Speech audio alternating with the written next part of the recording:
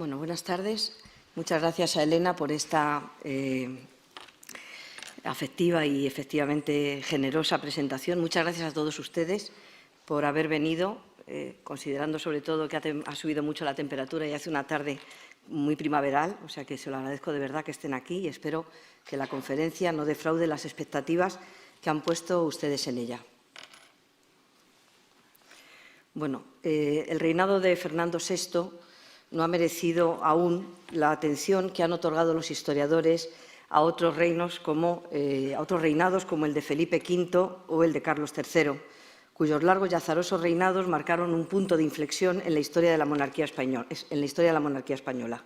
Empezaremos viendo dos retratos de rang del joven Fernando, todavía príncipe de Asturias, retratado en 1735, y la princesa Bárbara de Braganza en 1729, el mismo año en que contrajo matrimonio, probablemente uno de los retratos que se presentaron al novio para conocer a su prometida. La circunstancia que he comenzado señalando, la de que el reinado de Fernando VI se enmarca entre dos reinados muy largos, el de Felipe V y el de Carlos III, dos reinados largos y significativos, así como la fama que ha disfrutado siempre Carlos III, determinaron que el reinado de Fernando VI y de Bárbara de Braganza se considerase a veces solo un mero periodo de transición, un epílogo feliz y pacífico al convulso reinado de su padre Felipe V. Recordemos que con la llegada de Felipe V se produce el cambio de dinastía en España y este cambio dinástico se salda finalmente con una larga y cruenta guerra de sucesión, primero internacional y después también fratricida, una guerra de sucesión en España, en la monarquía española, que termina en 1714. Y, por otro lado, el reinado de Carlos III, que siempre ha sido considerado, desde su propio momento, un reinado de progreso, un reinado luminoso, un reinado en el que se desarrollaron en España no solamente la ciencia, sino también el pensamiento y las artes ilustradas. Durante los 13 años de su reinado, desde su entrada triunfal en Madrid el 10 de octubre de 1746, lo que estamos viendo es la mascarada que se hizo con carros triunfales, que se hizo en Sevilla para conmemorar la entrada allí, bueno, no la entrada, sino la entronización de Fernando VI y Bárbara de Braganza.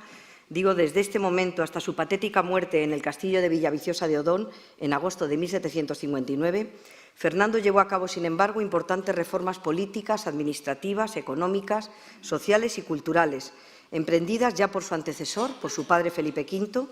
y cuyos frutos, en buena medida, solo llegarían a recogerse durante el reinado de Carlos III. Fernando VI accedió al trono sin el bagaje político de este último, que antes de ceñirse a la corona española fue rey de Nápoles durante 25 años, una circunstancia que muchas veces olvidamos y que sin duda explica el éxito del reinado aquí de Carlos III.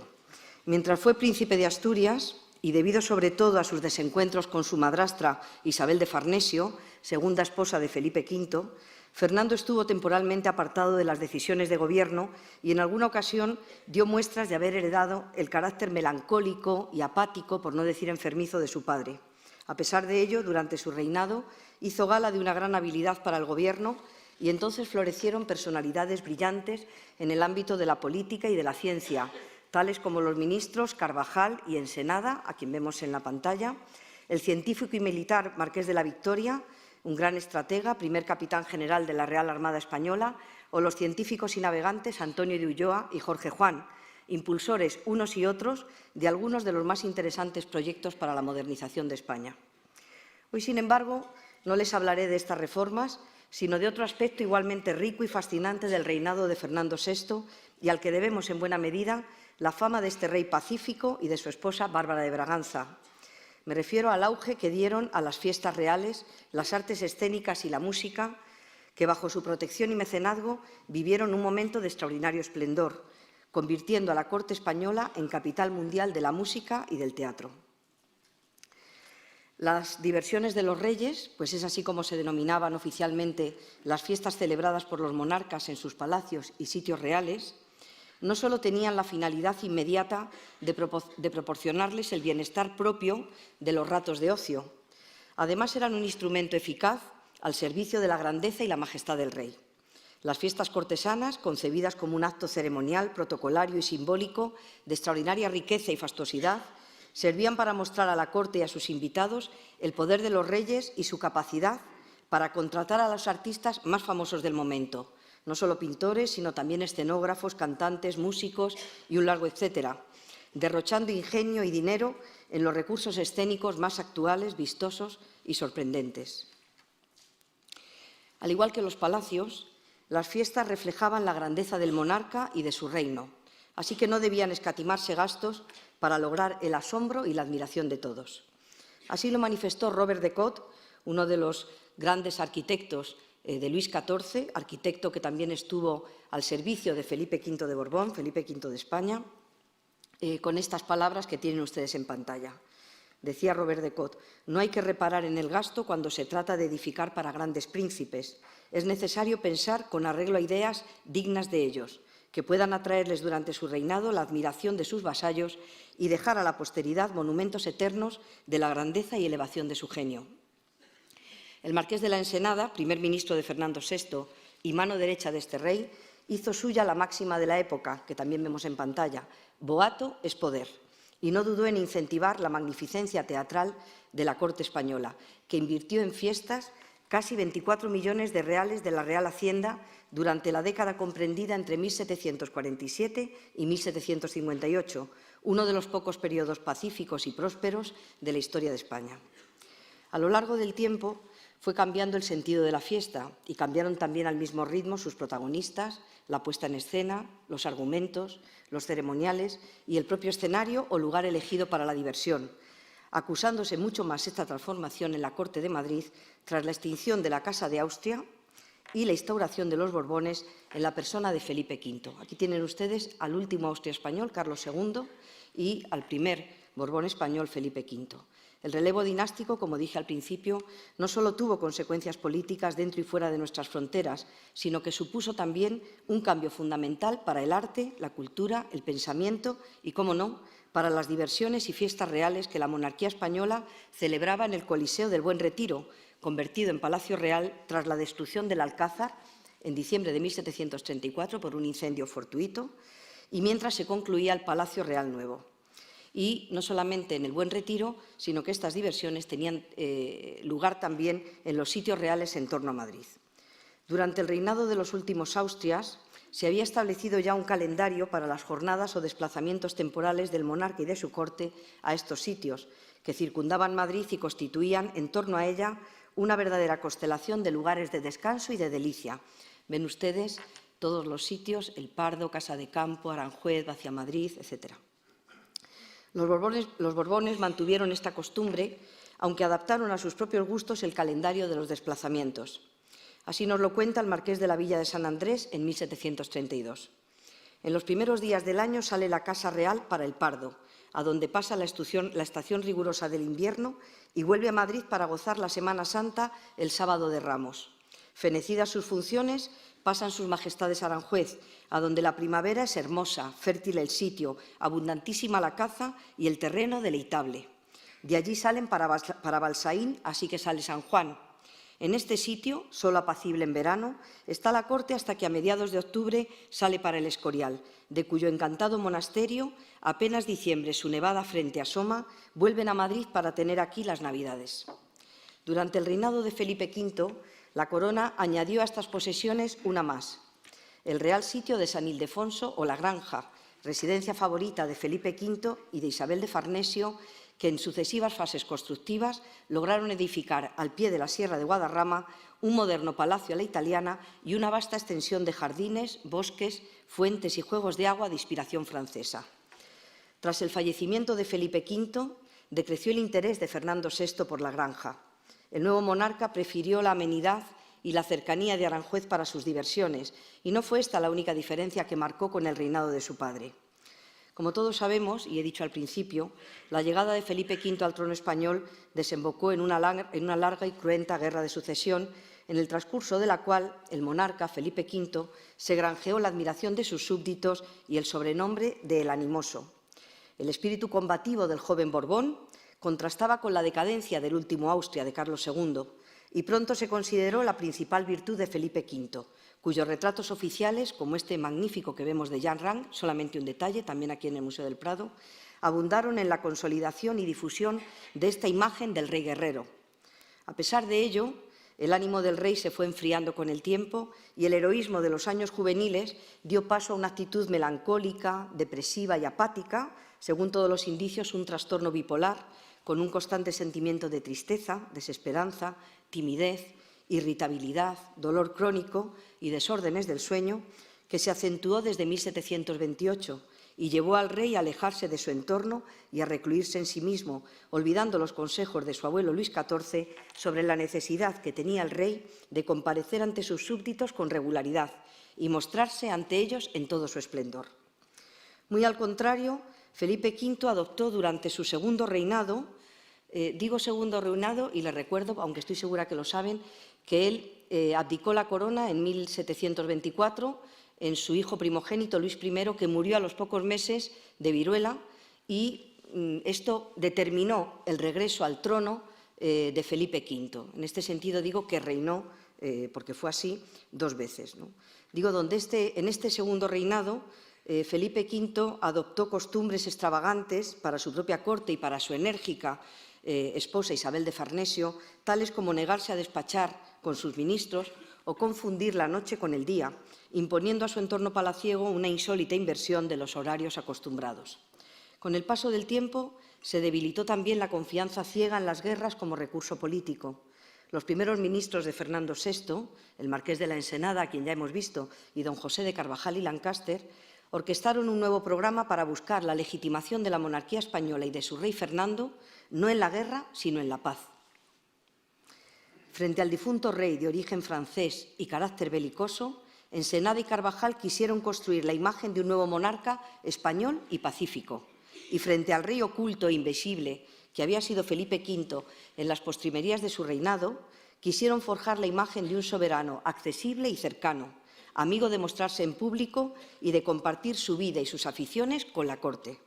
El esfuerzo conjunto de ambos ministros y la suma de otros factores favorables permitió definir la imagen de Fernando VI y de Bárbara de Braganza, que todavía hoy persiste y creo que es la que todavía hoy nosotros reconocemos. Una imagen cortesana que era y sigue siendo la encarnación de la felicidad y la prosperidad de la monarquía. Faltos de hijos propios y reacios a la soledad, los nuevos reyes hicieron de su vida y de la de su corte una fiesta continua y un derroche de abundancia y sofisticación, siempre ante la atenta mirada de sus súbditos y siempre en compañía de ellos. Desde este punto de vista, resulta muy significativa la nueva manera de retratar a la pareja real y a sus más amigos íntimos, a sus amigos más íntimos, a sus allegados y colaboradores, que introdujo su pintor favorito, el italiano Jacopo Amiconi, artista y viajero que permaneció en España desde 1747 hasta su muerte en 1752, siempre al servicio de los reyes.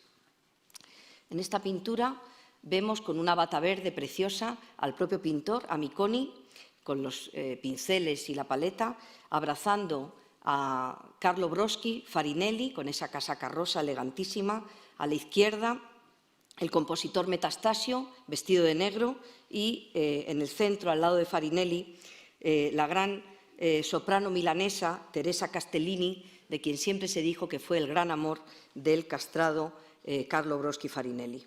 En sus retratos oficiales, Felipe V e Isabel de Farnesio solían aparecer rodeados de sus vástagos y en un ambiente palatino claramente reconocible, aunque inventado, ya que no se correspondía con ninguno de sus palacios reales, dentro de la más estricta y aparente intimidad, en lo que podríamos denominar un retrato de familia.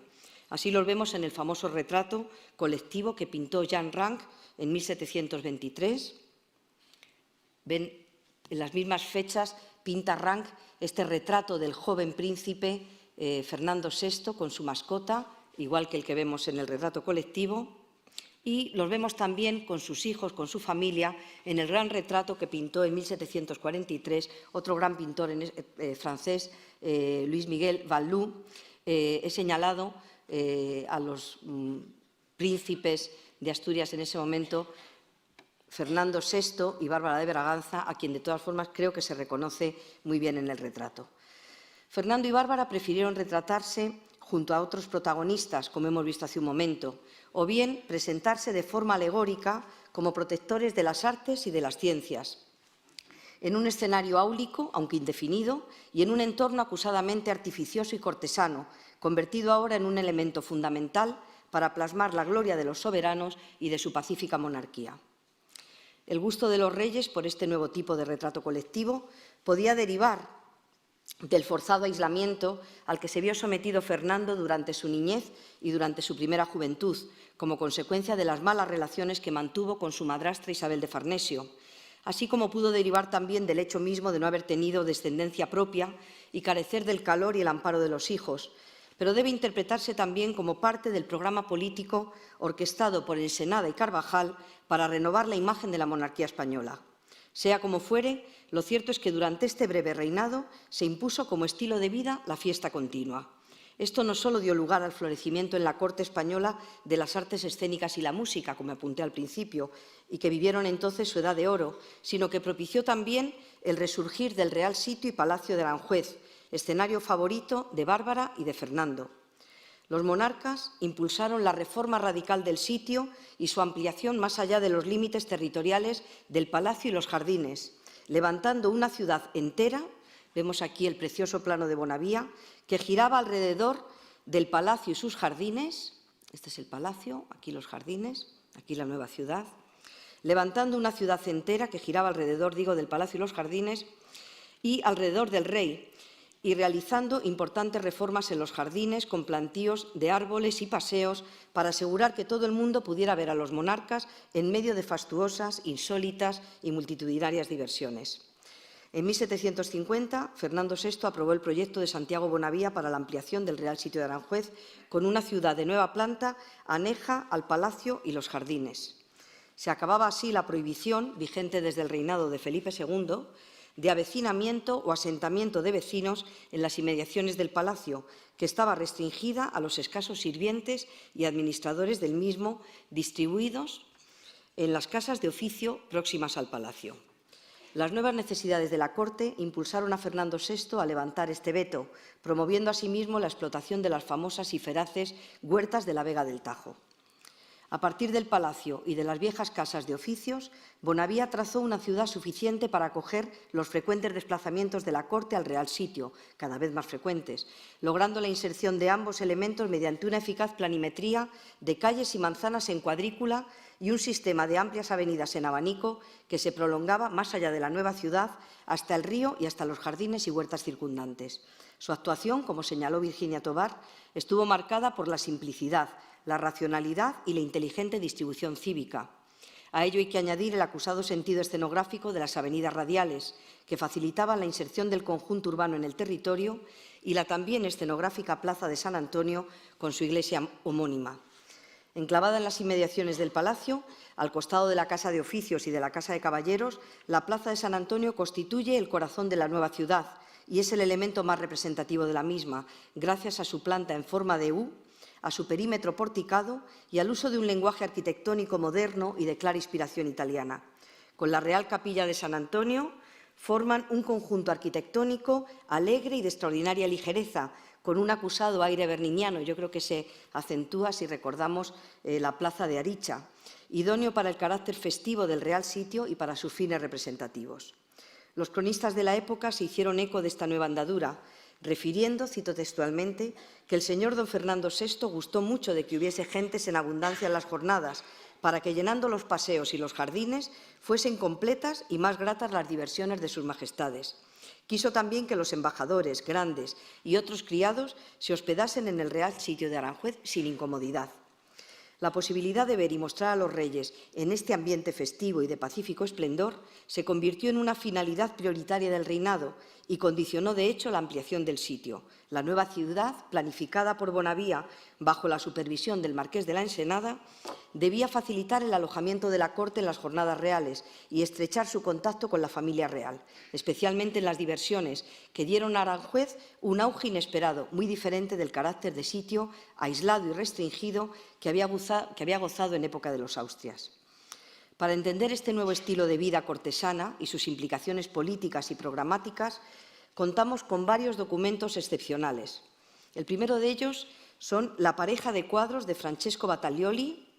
propiedad del Museo Nacional del Prado, que representan respectivamente, el primero de ellos, aquí lo tienen ustedes, cito el título, La vista del Palacio de Aranjuez, realizada con motivo de la celebración de la onomástica de Fernando VI en 1756. Y el segundo, hermano de este, La vista de Aranjuez con el paseo del cortejo real presidido por Bárbara de Braganza en los jardines del palacio. Ambas formaron parte de un conjunto de 4 vistas del palacio y sus celebraciones festivas, de las que desgraciadamente solo se conservan estas 2. Conocemos pocos datos de la biografía personal y artística de Battaglioli, pintor italiano, de quien vemos ahora en pantalla una magnífica escenografía. Es la escena de la ópera Armida Placata, que estrenó en el Coliseo del Buen Retiro el 12 de abril de 1750, domingo, con escenografías de Farinelli. Hasta 1760, Battaglioli trabajó para Fernando VI como pintor de los Reales Coliseos del Buen Retiro y de Aranjuez. Su estancia en España se vio interrumpida bruscamente por la muerte de Fernando VI y la llegada a Madrid de Carlos III, quien rescindió el contrato del pintor y forzó su regreso a Italia. En la corte de Madrid, Battaglioli entabló gran amistad con el insigne cantante Carlo Broschi Farinelli, personaje excepcional que también se convirtió en mecenas y cliente del pintor, y llegó a poseer en su colección privada muchas de sus obras, entre ellas estos 2 que acabamos de ver del Museo del Prado y en los que se retratan el palacio y los jardines de Aranjuez en todo su esplendor. Como complemento a la imagen, Battaglioli incluyó una inscripción de esmerada caligrafía con datos concretos para su correcta y específica identificación fuera de toda duda. Dice así la leyenda: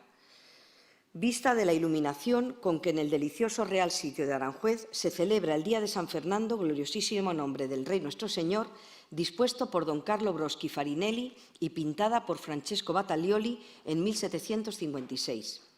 Los 2 cuadros, en efecto, muestran la fiesta de la onomástica del rey en 2 escenas consecutivas. Una vista exterior del palacio en el momento en que llegaban los carrozas con los invitados, y ya en los jardines, el cortejo real presidido por la reina, que aparece sentada en un cómodo transportín de ruedas, y esperando también su llegada, se advierte la presencia del propio Farinelli, a quien vemos aquí, al frente de un grupo de músicos. En ambos cuadros, Battaglioli demostró un interés extraordinario por el detalle, poblando la escena de pequeñas figuras a las que pretendió otorgar un carácter específico en sus gestos y actitudes, logrando casi la sensación de estar contemplando un auténtico retrato de grupo, una instantánea parecida a la de nuestras actuales fotografías. Redundando en ello, los cuadros ofrecen un gusto por lo anecdótico y lo marginal que confiere al conjunto un aire encantador, intimista y casual, si bien se trata de un efecto previsto de antemano y buscado como elemento esencial del propio recurso narrativo y de la finalidad misma de las obras, que no pretendían plasmar la desenfadada fugacidad de un aspecto marginal de la fiesta cortesana, sino que, por el contrario, trataban de reforzar ciertos elementos de la misma, de la fiesta, desatendidos por la iconografía precedente. La precisión en el tratamiento de los jardines y de la arquitectura refuerza el carácter histórico y documental de estos 2 bellísimos cuadros, ofreciéndonos un insólito punto de vista que sería difícil de obtener por otros medios de representación gráfica. Junto a estos detalles, destacan algunos más que pueden pasar desapercibidos y que, sin embargo, dotan a las pinturas de su auténtico significado simbólico y representativo. En lugar de mostrarnos al rey y a la reina en el transcurso de las fiestas, o de revelarnos detalles maravillosos de las mismas, o de incidir, en fin, en la fastuosidad del festejo o en cualquier otro de los muchos aspectos destacables, los cuadros nos muestran nada más y nada menos que la llegada de los invitados al palacio. En virtud de este tratamiento paradójico, los protagonistas absolutos de la escena son, al mismo tiempo, intérpretes y comparsas de aquella fiesta cuyo recuerdo conmemoran. La llegada de los invitados se convierte, pues, en el asunto principal de los 2 cuadros, relegando incluso a un segundo plano a los propios monarcas y al verdadero artífice e ingenio de la fiesta, el cantante, maestro de ceremonias y director de escena, Carlo Broschi Farinelli, a quien he citado ya, que aparece también, como ya he dicho, esperando a los invitados y al frente de un grupo de músicos. Para entender el renovado esplendor de Aranjuez frente a otros sitios reales y los cambios que se operaron en él durante este reinado, respecto a la dimensión pública del sitio y al uso festivo y multitudinario del mismo para simbolizar el poder de los soberanos y su imagen moderna,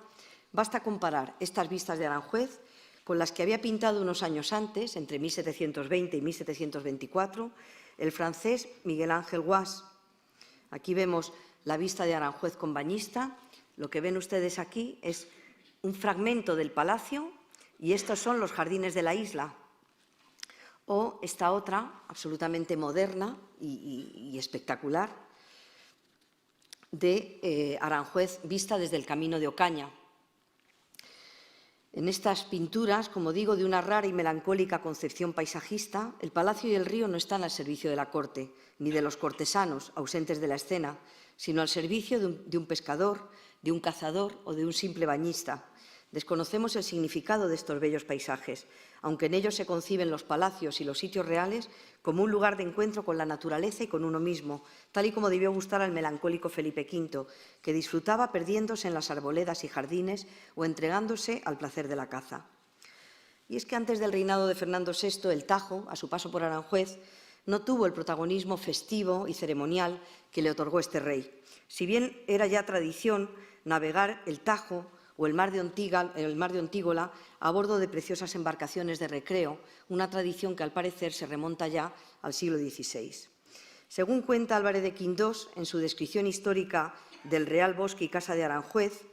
dice Álvarez de Quindós en 1584, vinieron a Aranjuez varios marineros de Portugal para servir en las chalupas de la navegación del rey, y en 1599 se hicieron nuevas falúas para Felipe III. Más tarde, continúa Álvarez de Quindós,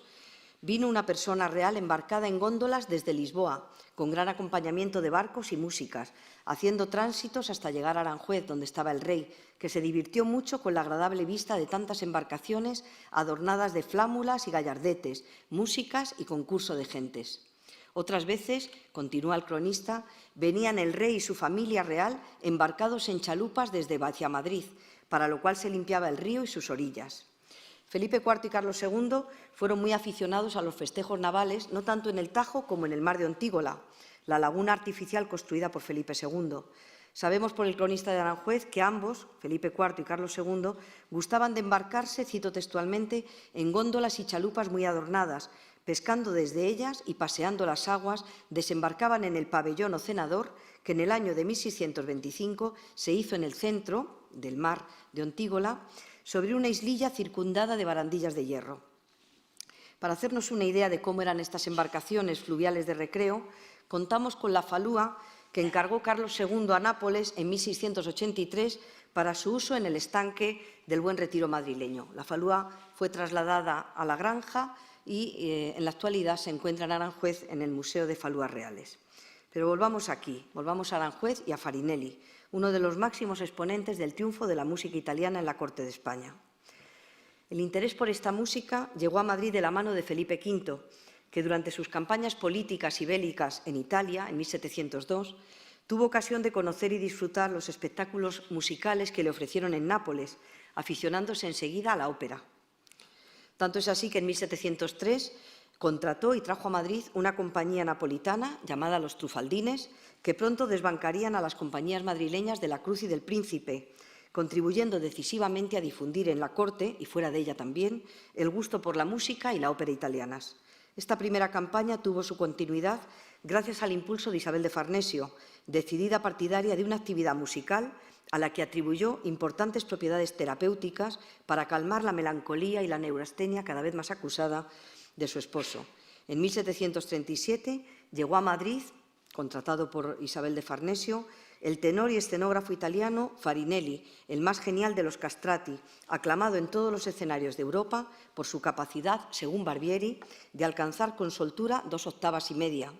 Según sus propias palabras, dice Felipe V, contrató a Farinelli, dice, como criado mío, con dependencia solo de mí y de la reina, por su singular habilidad y destreza en el cantar. La importancia de este nombramiento y el trato de favor que se dispensó al cantante en la corte se debieron precisamente a las propiedades calmantes que ejerció su canto sobre el carácter apático de Felipe V, pues hasta su muerte en 1746 la voz y la compañía de Farinelli constituyeron la única medicina capaz de sacar al monarca de su melancolía y de su demencia, pudiendo considerarse en este sentido, como dice el musicólogo Antón Martín Moreno, uno de los casos más singulares y atractivos en la historia de la musicoterapia. Se dice que Farinelli cantó en una habitación contigua a donde estaba Felipe V y que, oyendo el canto, enseguida quiso que le contratasen y le obligó a cantar, o se deleitaba con su canto todas las noches, haciéndole repetir la misma serenata. Tras la muerte de Felipe V y el exilio forzado de Isabel de Farnesio al Palacio de la Granja, lejos de su hijastro y sucesor Fernando VI, la estrella de Farinelli no se apagó. Más bien todo lo contrario, pues durante este último reinado se desarrollaría una extensa y extraordinaria actividad musical bajo el patrocinio de los nuevos reyes. La razón de este auge, vertebrado en torno a la figura cada vez más omnipotente de Farinelli, es doble. Por un lado, debemos recordar la extraordinaria afición de Bárbara de Braganza a la música, cultivada ya desde niña en la corte de su padre, João V de Portugal, personaje de una gran cultura e interés por las artes. Desfavorecida por la naturaleza, que deformó su poco agraciada fisonomía con las terribles marcas de la viruela, Bárbara de Braganza no tuvo hijos y aprendió a mitigar las amarguras y sinsabores de una situación tan poco propicia, entregándose al disfrute apasionado de la música, de la que no solo fue una oyente culta y disciplinada, sino también una gran entendida e intérprete. Su maestría para tocar algunos instrumentos musicales fue reconocida por los cronistas, que alabaron su bello estilo y su destreza en componer, tañer y cantar. Desde su llegada a España, inculcó esta afición a su esposo, que también aprendió a disfrutar sinceramente del placer de la música. Ya en Portugal, Bárbara de Braganza había contratado los servicios del gran músico Domenico Scarlatti, que fue su maestro de clave, y se vino con ella a Madrid. En la corte, Scarlatti también enseñó a tocar el clavicémbalo a Fernando VI y, de hecho, se convirtió en su músico favorito, ejerciendo una notable influencia durante los primeros años del reinado. Sin embargo, poco a poco, esta influencia iría decreciendo y terminaría imponiéndose el criterio de la reina Bárbara, que forzó el desplazamiento de Scarlatti a favor de su predilecto Farinelli. El disfrute musical de los reyes no basta, sin embargo, para explicar el apogeo que experimentaron la música y el canto durante este reinado, ni la dimensión política y simbólica que adquirieron las fiestas acuáticas ideadas y dirigidas por Farinelli, también por Ensenada, en el Palacio y los jardines de Aranjuez. Para valorar este hecho en toda su magnitud, debemos tener en cuenta también las directrices de la política exterior desarrollada por el marqués de la Ensenada, primer ministro de Fernando VI y hombre reformista y emprendedor por excelencia. Ensenada inició su carrera funcionarial en la Intendencia de Marina y nunca dejó de considerar el poder marítimo como clave del bienestar y la grandeza de la monarquía española, dedicando, de hecho, buena parte de sus esfuerzos a reforzar la marina y los arsenales, materializando una concepción política que podríamos resumir con el lema «Armados para la paz». Consciente de la inmovilidad de los reyes, que casi nunca se alejaron de las inmediaciones de Madrid y nunca se asomaron al mar para apreciar de cerca los adelantos de suministro en los arsenales de Cartagena o del Ferrol, o para certificar el desarrollo de sus innovadoras ideas sobre la Armada, Ensenada orquestó, con la ayuda de Farinelli, una serie de fiestas en Aranjuez, al aire libre, en los jardines y a lo largo del río. En estas fiestas, concebidas con un lujo extraordinario y un acusado y moderno sentido del espectáculo, todo el protagonismo recaía en la llamada Escuadra del Tajo, una flotilla de barcos de recreo en la que los reyes, acompañados de su séquito y con Farinelli a su lado, paseaban por el río. Además de su esplendor, los descensos del Tajo tenían un acusado y controlado simbolismo, pues las embarcaciones reproducían a escala reducida y con las lógicas variantes de su carácter lúdico los elementos básicos de la política naval de Ensenada, centrada en renovar la flota española y el poder de sus buques de guerra. En palabras de José Luis Sancho, la feliz conjunción de Ensenada y Farinelli convirtió a Aranjuez en una metáfora de la política exterior de la monarquía española, y así como la caza sustituyó durante el siglo XVII la imagen de la guerra y dotó al rey cazador de unas virtudes físicas, morales y tácticas asimilables a las del rey guerrero, ahora los juegos náuticos en el Tajo evocaban metafóricamente la imagen de un rey pacífico, pero atento también a fortalecer sus defensas militares para seguir ostentando una primacía política y marítima que le disputaban otras potencias extranjeras, sobre todo Inglaterra. Atentos a este doble juego de significados, Ensenada y Farinelli unieron sus esfuerzos para dotar a las diversiones de los reyes de un mensaje político claramente comprensible por los cortesanos, los grandes, los diplomáticos y todos aquellos invitados que disfrutaban del espectáculo y contribuían con su presencia a enaltecerlo y a reforzar su significado político y metafórico. Consciente del carácter eminentemente propagandista de las fiestas náuticas de Aranjuez, Farinelli se valió de todos los recursos a su alcance para llamar la atención del público, reforzando el carácter caprichoso y la espectacularidad de unas fiestas cuyas descripciones todavía hoy nos asombran. Así relató el propio Farinelli la inauguración de la Flota del Tajo el día de San Fernando de 1754. Dice: la fama de las embarcaciones en paraje tan distante del mar, su hermosura y obras que para su conservación se hicieron, aumentó notablemente el concurso de todas las gentes en este real sitio. Todas deseaban con impaciencia verlas. Todo empezó en 1751, cuando Bárbara de Braganza pidió a Farinelli que organizase en secreto, sin que lo supiera el rey, los festejos por la onomástica de Fernando VI en el Palacio de Aranjuez. Al año siguiente, Farinelli añadió al espectáculo un paseo por el río con la escuadra del Tajo, que se había formado bajo la supervisión de Ensenada y estaba compuesta por 15 naves de recreo, entre ellas la fragata San Fernando y Santa Bárbara, los jabeques Orfeo y Tajo y la falúa real decorada a la chinesca.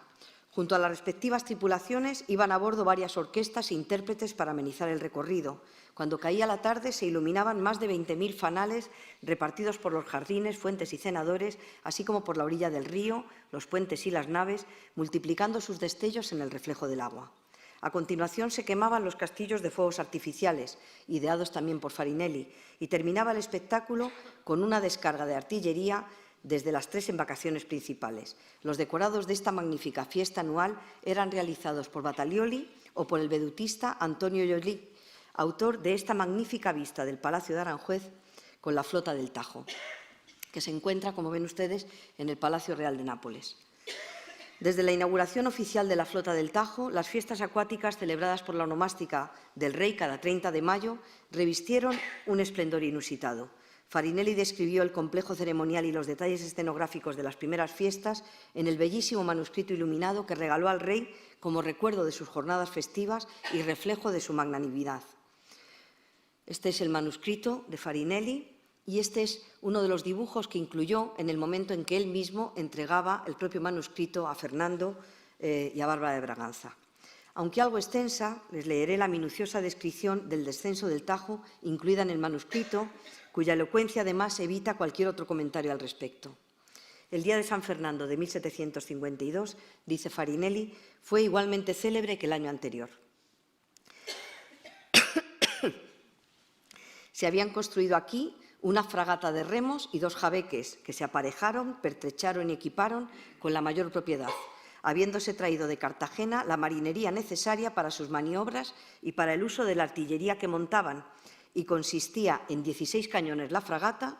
y en 12 cada uno de los jabeques, todos de bronce. Se puso a la fragata el nombre de San Fernando y Santa Bárbara. Tenía su costado dorado de popa a proa y 3 cofas de mayor, trinquete y mesana, empavesadas con rica tela de oro guarnecida con galón y fleco de plata, así como la carroza del Alcázar Real, cuyos adornos y otros jaeces la hacían sumamente vistosa. Correspondían con igual primor los de los 2 jabeques, que se distinguían el primero con el nombre de Orfeo y el segundo con el de Tajo, y las respectivas insignias de la alusión de uno y de otro. Las tripulaciones de todas, vestidas según su profesión, con tanto gusto como magnificencia, daban el último realce al lucimiento de la escuadra. Estas 3 embarcaciones se situaron, dice Farinelli, el día 30 a las 6 de la mañana en el río Tajo y paraje que las pudiera descubrir el rey, luego que se asomase a los balcones de su palacio.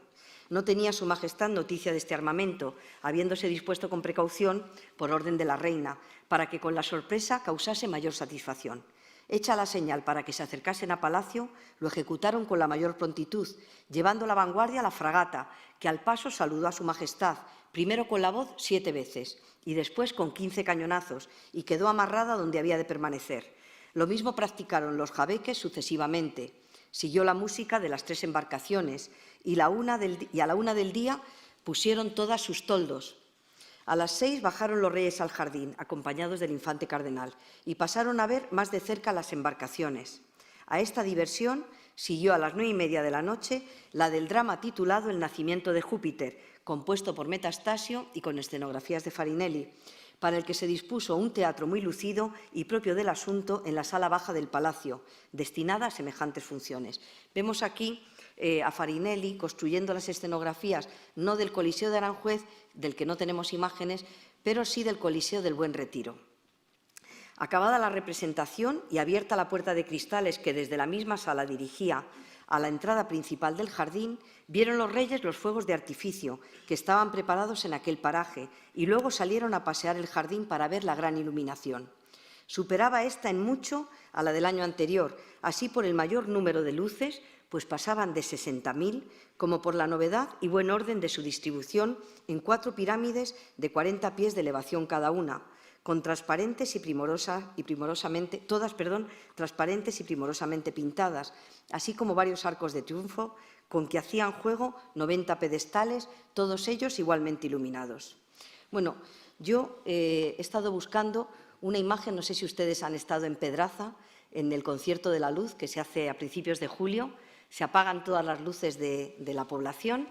y con cabos de vela se van dibujando las calles y se va dibujando la fisonomía de los palacios. Lo digo porque creo que a veces no somos conscientes de lo que suponía la luz en un sitio no acostumbrado como nosotros al beneficio de la luz eléctrica, y a veces creo que reflexionamos poco sobre ello, ¿no? La maravilla que tenía que ser para estos invitados al palacio salir, ver ese castillo de fuegos artificiales y luego después verlo todo iluminado con estos faroles, todo esto rojo que ven ustedes en las puertas, también en las embarcaciones,